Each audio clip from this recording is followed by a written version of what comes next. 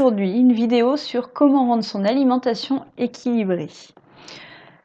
Puisque le fait de croire qu'il faut suivre un modèle pour avoir une alimentation équilibrée, finalement, ça rend beaucoup plus compliqué l'objectif. Tout simplement parce que le fait de suivre un modèle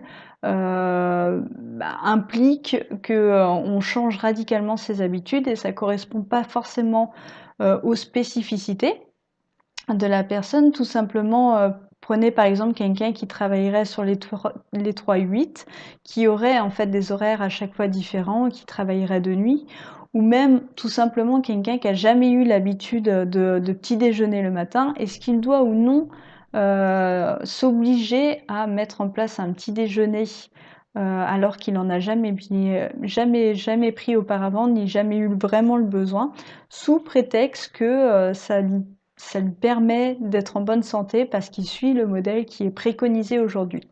Alors, qu'est-ce que je pense de tout ça? Et puis, finalement, quel est réellement le problème dans tout ça? Alors, pour moi, le problème dans tout ça, c'est que si on cherche vraiment à adopter ce type de modèle sans que ça tienne compte de ses spécificités, le risque, c'est tout simplement que ce soit trop compliqué et qu'on finisse par abandonner. Le fait, par exemple, qu'on essaye de structurer avec dans son alimentation typiquement une assiette qui va être à moitié avec un peu de viande, un quart de viande, un quart de féculents ou la moitié de légumes, avec une entrée comme c'est préconisé, des choses comme ça, je pense que ça rend tout de suite l'alimentation nettement trop compliquée pour que les gens puissent le suivre au quotidien. Donc, en réalité, je pense que la question, c'est pas comment manger équilibré, mais plutôt comment rendre son alimentation, ses habitudes alimentaires équilibrées. Comment mettre en place des choses qui rendent son alimentation, avec ses spécificités à soi, équilibrée et variée pour pouvoir finalement être en bonne santé et puis avoir la meilleure alimentation qui soit. Donc là, dans ces cas-là, finalement, ce qu'il convient de faire, c'est tout d'abord de lister quels sont les objectifs que vous voulez mettre en place dans votre alimentation, c'est-à-dire avoir une alimentation équilibrée, variée, c'est par rapport à ce que vous faites aujourd'hui. Est-ce qu'il s'agit de rajouter 5 fruits et légumes, par exemple, quelque chose que vous n'auriez pas dans votre alimentation?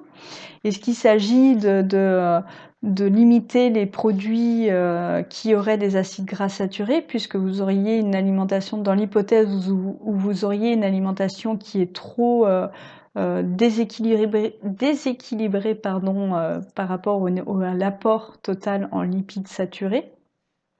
Est-ce que votre objectif, c'est d'augmenter la portion de calcium dans votre alimentation?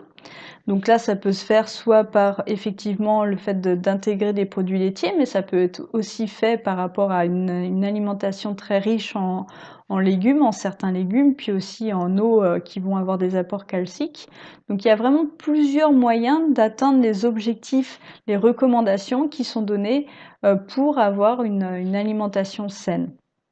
Donc la première chose à faire dans ces cas-là, c'est effectivement de lister qu'est-ce qu'il faudrait que vous ajoutiez dans votre alimentation. Ensuite, ensuite, la deuxième étape, ça va être de lister, vous aujourd'hui, quelle est la structure de vos repas et pourquoi vous avez mis ça en place dans votre vie en fait. Qu'est-ce qui a fait que petit à petit, vous en êtes venu à cet équilibre-là? Puisque vous ne faites pas les choses de manière aléatoire finalement. Tout ça, ça s'est fait parce que petit à petit, il y a des produits que vous aimiez plus pour certaines raisons. Il y a des habitudes aussi, tout simplement des choses qui vous allaient bien. Donc des aliments que peut-être vous avez exclus petit à petit parce que vous les digériez pas bien, parce qu'il y avait des contraintes tout simplement. Donc c'est vraiment important de faire l'état des lieux de ce que vous avez comme habitude alimentaire et de les répertorier pour comprendre en fait finalement quels sont les produits, quels sont les gestes là-dedans qui sont bons, qui sont moins bons, et comment intégrer en fait ces objectifs alimentaires par rapport à ce que vous faites déjà aujourd'hui. Donc une fois que vous avez enlevé donc ces comportements, enfin remplacé ces comportements qui sont, pas ces comportements, ces aliments qui sont peut-être moins bons pour votre santé pour soutenir vos objectifs par les nouveaux aliments de vos objectifs, cela vous permettra d'atteindre donc de vous rapprocher de votre alimentation idéale. Donc une fois que tout ça c'est fait, il ne vous reste plus qu'à planifier vos menus, à les établir à chaque fois pour chaque semaine, sachant que n'ayez pas peur puisque finalement vous vous rendrez compte qu'il y a peu de choses qu'on change, il y a toujours des plats et des journées, on a une récurrence au niveau de ces menus. Donc ça peut prendre du temps au début, mais finalement vous verrez que comme votre alimentation aujourd'hui, il y aura un roulement, il y aura toujours à peu près les mêmes plats. Donc ça peut paraître long au début, puis finalement c'est quelque chose qui se fait assez rapidement. Et une fois que vous avez fait ça, ça vous donne donc une liste de courses type que vous avez à faire, que vous faites une fois par semaine par exemple.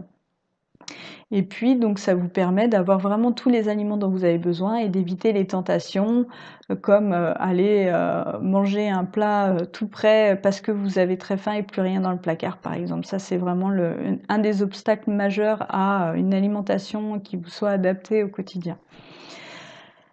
Donc pour répéter en fait, pour résumer finalement ce qu'il convient de faire dans ces cas-là pour vraiment rendre votre alimentation équilibrée. Donc c'est d'abord de lister les objectifs d'aliments que vous souhaitez ajouter pour atteindre une alimentation saine. De noter vos habitudes, de répertorier en fait vos habitudes, vos structures de repas et le pourquoi vous le faites. De modifier les comportements qui sont moins bons, enfin les aliments qui sont moins bons et d'ajouter en fait les bons aliments. Et puis donc de planifier vos menus sur la semaine et enfin de lister votre liste de courses. Voilà, c'est tout pour aujourd'hui. J'espère que cette vidéo vous a plu. Si c'est le cas, n'hésitez pas de liker, de partager aussi auprès de vos proches à qui ça peut apporter de bons conseils. Voilà.